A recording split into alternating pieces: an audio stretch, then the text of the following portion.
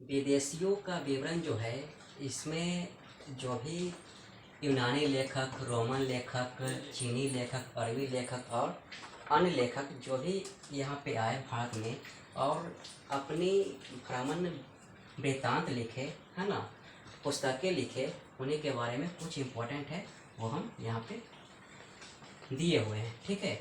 टेसियस जो ईरान का राजवैद था, ठीक है, टेसियस जो था वह ईरान का राजवैद था, ये यूनानी लेखक ही थे। ठीक है। हेरोडोटस, हेरोडोटस जो थे वो 5वीं शताब्दी ईसा पूर्व में भारत आए थे और यहीं पे रहकर हिस्टोरिका पुस्तक लिखे और इस हिस्टोरिका पुस्तक में भारत और फारस देश का संबंध इसमें वर्णन किया गया है। ठीक है। हेरोडोटस को ही क्या कहता है, तो भारत का इतिहास का पिता कहा जाता है। ठीक है। इतिहास का पिता किन्हें कहा जाता है, तो हेरोडोटस को कहा जाता है। ठीक है। उसके बाद मेगास्थनीज, ठीक है, मेगास्थनीज जो कि सेल्यूकस निकेटर का राजदूत था, है ना, और वह चंद्रगुप्त मौर्य के दरबार में भेजा, है ना, क्योंकि 305 ईसा पूर्व में, है ना, क्या हुआ था, तो युद्ध हुआ था चंद्रगुप्त मौर्य और सेल्यूकस निकेटर के बीच। इसमें सेल्यूकस निकेटर की पराजय हुई थी, उसके बाद दोनों में संधि हुई, है ना। खैर वो तो मौर्य वंश जब स्टार्ट करेंगे तो उसमें बताएंगे, है ना। ठीक है। तो सेल्यूकस निकेटर ने मेगास्थनीज को चंद्रगुप्त मौर्य के दरबार में भेजा। ठीक है। और मेगास्थनीज ने जो है वह इंडिका पुस्तक लिखा, है ना, इंडिका पुस्तक लिखा। इस पुस्तक में पाटलिपुत्र, है ना, का वैभव, ये सभी का क्या है, तो इसमें वर्णन किया गया है। ठीक है। डायमेकस, डायमेकस जो है वह बिंदुसार के दरबार में आया था, है ना, और वह डायमेकस को भेजने वाला जो था वह सीरियन नरेश अंतियोकस था। ठीक है। सीरियन नरेश अंतियोकस, इसी ने क्या किया, डायमेकस को बिंदुसार के दरबार में भेजा था। ठीक है। डायोनिसियस, डायोनिसियस अशोक के दरबार में, ठीक है, मिस्र नरेश टॉलमी फिलाडेल्फस ने भेजा था। ठीक है। डायोनिसियस को कौन भेजा, तो टॉलमी फिलाडेल्फस ने भेजा, किसके दरबार में, तो अशोक के दरबार में। ठीक है। उसके बाद आते हैं नीचे टॉलमी, है ना, टॉलमी, टॉलमी जो है वो 2री शताब्दी में आया था और यह भारत का भूगोल पुस्तक लिखा। ठीक है।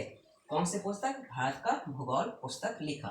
ठीक है। उसके बाद देखते हैं स्ट्रैबो, है ना, स्ट्रैबो जो था वो मेगास्थनीज के विवरण को काल्पनिक माना है। ठीक है। मेगास्थनीज के विवरण को, यानी कि जो भी इंडिका पुस्तक मेगास्थनीज ने लिखा, है ना, इस पुस्तक में जो भी बातों का वर्णन किया उसको काल्पनिक माना है, कौन, स्ट्रैबो। ठीक है। अब चलते हैं रोमन लेखक की ओर। ठीक है। रोमन लेखक में क्या है, तो एकमात्र प्लिनी के बारे में पढ़ना था। ठीक है। जो कि प्रथम शताब्दी में आता है ना, और यहीं पर रहकर नेचुरल हिस्ट्री पुस्तक लिखता है। ठीक है। नेचुरल हिस्ट्री, हालांकि नेचुरल हिस्ट्री में पशु पक्षियों और ये भारत का ही कुछ भौगोलिक बातों का ही वर्णन किया गया है। ठीक है। अब आते हैं चीनी लेखक में। ठीक है। चीनी लेखक, चीनी लेखक में सबसे पहले तो फाइयान, है ना, 5वीं सदी के प्रारंभ में चंद्रगुप्त द्वितीय के दरबार में आया। ठीक है। और फाइयान कौन सी पुस्तक लिखा, तो फूको की। ठीक है। फूको की, और इस पुस्तक में फाइयान ने, ठीक है, चंद्रगुप्त द्वितीय के शासनकाल के समय यह मध्य प्रदेश, है ना, मध्य प्रदेश की प्रजा को खुशहाल बताया था। ठीक है। उसके बाद संयुगन आया। संयुगन कब आया, 518 ईस्वी में। ठीक है। 518 ईस्वी में संयुगन आया। ठीक है। और ये प्रश्न किया हुआ है कि संयुगन भारत कब आया था। ठीक है। तो 518 ईस्वी। हैंसंग, ठीक है, इसके बाद हैंसंग आया जो कि 629 से 630 ईस्वी। हालांकि हैंसंग चीन से 629 ईस्वी में चला था। ठीक है। और 630 में भारत पहुंचा था, इसलिए 629 630 यहाँ पे लिखा गया है। ठीक है। और यहाँ पे हैंसंग जब पहुंचा तो नालंदा विश्वविद्यालय, है ना, नालंदा विश्वविद्यालय गया और वहाँ पे बौद्ध धर्म के ज्ञान की प्राप्ति किया, है ना। और उसके बाद हर्षवर्धन, क्योंकि उस समय हर्षवर्धन का ही शासन काल था, है ना, और हर्षवर्धन के राज दरबार में पहुंचता है। हर्षवर्धन जो कि शिव धर्म का अनुयायी था, लेकिन जब ह्वेनसांग जब हर्षवर्धन से मिला, है ना, तो यह बौद्ध धर्म को अपना लिया था हर्षवर्धन, ठीक है। और ह्वेनसांग कौन सी पुस्तक लिखा था? सीओ की, है ना। इस पुस्तक में उस समय 138 देशों का वर्णन किया गया है, ठीक है। हालांकि जब ह्वेनसांग नालंदा विश्वविद्यालय पहुंचा तो वहाँ के आचार्य, ठीक है, जो कुलपति थे आचार्य शिलभद्र थे, ठीक है। ये पुस्तक बार बार पूछता है, ये नोट कर लीजिएगा, ठीक है। इसके बाद आया इत्सिंग, ठीक है। इत्सिंग जो आया था वह 7वीं शताब्दी के अंत में आया था, ठीक है। इत्सिंग कब आया था? 7वीं शताब्दी के अंत में, और ये भी बौद्ध धर्म के ही ज्ञान की प्राप्ति करने के लिए ही आया था, ठीक है।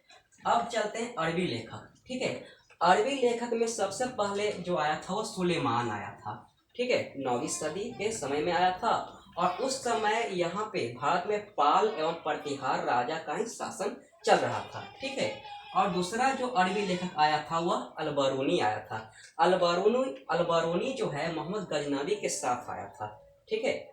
मोहम्मद गजनवी के साथ आया था, ठीक है। अब आगे चलते हैं अरबी लेखक में इब्न बतूता, है ना। इब्न बतूता जो है वह 1333 ईस्वी में भारत यहाँ पे आया था, भारत में।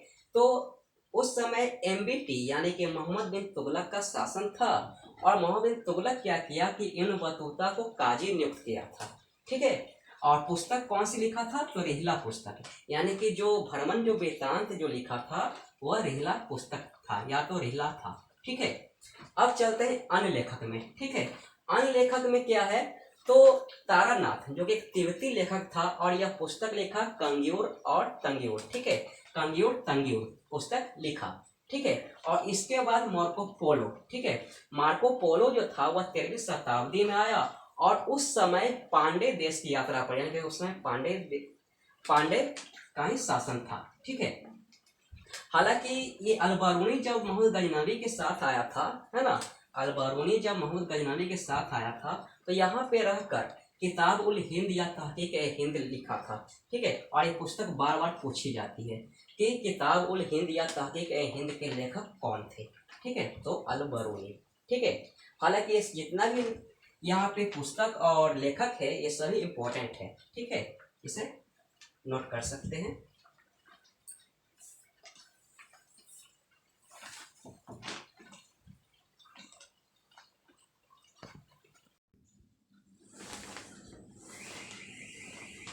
पुरातत्व संबंधी साक्ष्य। पुरातत्व संबंधी साक्ष्य क्या होता है कि उत्खनन से प्राप्त सामग्री जैसे मुद्रा, स्मारक, अभिलेख आदि महत्वपूर्ण होते हैं, ठीक है। तो मुद्रा, है ना, तो मुद्रा के अध्ययन को न्यूमिस्मैटिक्स कहते हैं, ठीक है। मुद्रा के अध्ययन को क्या कहते हैं? तो न्यूमिस्मैटिक्स कहते हैं, ठीक है। मुद्रा के अंतर्गत जो भी सामग्री प्राप्त हुई है, जैसे सोने के सिक्के, चांदी के सिक्के, तांबे के सिक्के, ठीक है, शीशे के सिक्के, ये सभी क्या है? तो महत्वपूर्ण है, ठीक है। सोने के सिक्के की हम बात किया जाए, है ना, हम बात करें तो लिखित सिक्के, ठीक है, सोने के सिक्के में लिखित सिक्के सर्वप्रथम कुषाण शासकों ने चलवाया था, ठीक है। तथा सर्वाधिक स्वर्ण सिक्के, है ना, सर्वाधिक स्वर्ण सिक्के गुप्त शासकों ने चलवाया था, ठीक है। और उस समय गुप्त काल के समय स्वर्ण सिक्के को दिनार कहते थे, ठीक है। गुप्त शासकों ने चांदी के सिक्के भी चलवाए थे, जिसे उस समय रुपयक कहते थे, रुपयक, ठीक है, याद रखिएगा, रुपयक कहते थे, ठीक है। और चांदी के सिक्के तो शेरशाह सूरी ने भी चलवाया था मध्यकाल भारत में, ठीक है, लेकिन उसे कहते थे रूपक, ठीक है, उसे क्या कहते थे? रूपक कहते थे, ठीक है। इसलिए दोनों में फर्क है, ये रुपयक और ये रूपक, ठीक है। इन दोनों में कंफ्यूजन मत होइएगा, ठीक है। गुप्त शासकों ने चांदी के सिक्के चलवाए थे, उसे रुपयक कहते थे, और शेरशाह सूरी ने चांदी के सिक्के चलवाए, उसे रूपक कहते थे, ठीक है। अब आते हैं शीशे के सिक्के, है ना। शीशे के सिक्के जो जारी किया था वह सातवाहन शासकों ने जारी किया था, ठीक है। सर्वप्रथम सिक्कों पर लेख लिखने का कार्य जो किया वह यवन शासकों ने किया था, ठीक है।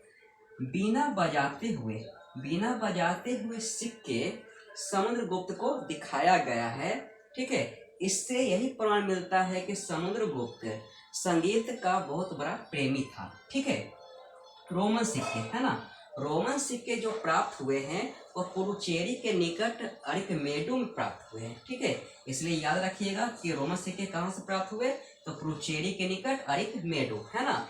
अब आते हैं अभिलेख, है ना। तो अभिलेख होता क्या है?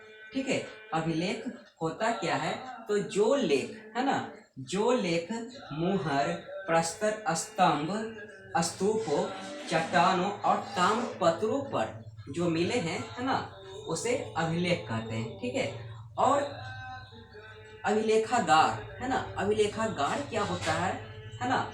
अभिलेख तो समझ गए कि अभिलेख क्या होता है, तो जो भी, है ना, मुहर, जो लेख लिखा हुआ है ना, मुहर पर, प्रस्तर स्तंभों पर, स्तूपों पर, चट्टानों पर और ताम्रपत्रों पर जो मिले हैं लेख, है ना, उसे अभिलेख कहते हैं। ठीक है, और अभिलेख का अध्ययन क्या कहलाता है, तो एपिग्राफी कहलाता है। क्या कहलाता है? एपिग्राफी। ये प्रश्न किया है ना, कि अभिलेखों का अध्ययन क्या कहलाता है, तो एपिग्राफी। ठीक है ना।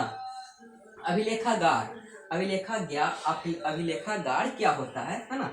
अभिलेखागार क्या होता है कि ऐसा स्थान जहाँ पे दस्तावेजों और पांडुलिपियों को, ठीक है, संग्रहित किया जाता है, उसे अभिलेखागार कहते हैं। ठीक है, और अभिलेखागार पे क्या होता है, तो राष्ट्रीय और राज्य सरकार, है ना, राज्य सरकार के अधीन होता है। ठीक है ना। और सबसे ज्यादा अभिलेखागार, है ना, कहाँ पे, तो ये 24 पांडुलिपियां ये सब संग्रहित जो है वह मैसूर में। ठीक है ना, मैसूर में।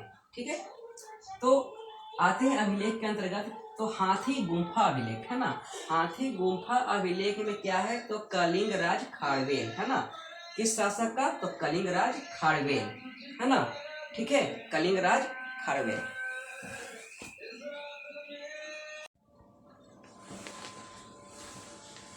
ठीक है, हाथी गुम्फा अभिलेख, है ना, तो इसमें क्या है, भारतवर्ष का जिक्र है। ठीक है, इसमें ये कलिंग राज खारवेल, है ना, याद रखिएगा। हाथी गुफा अभिलेख किससे संबंधित है, तो कलिंग राज खारवेल से।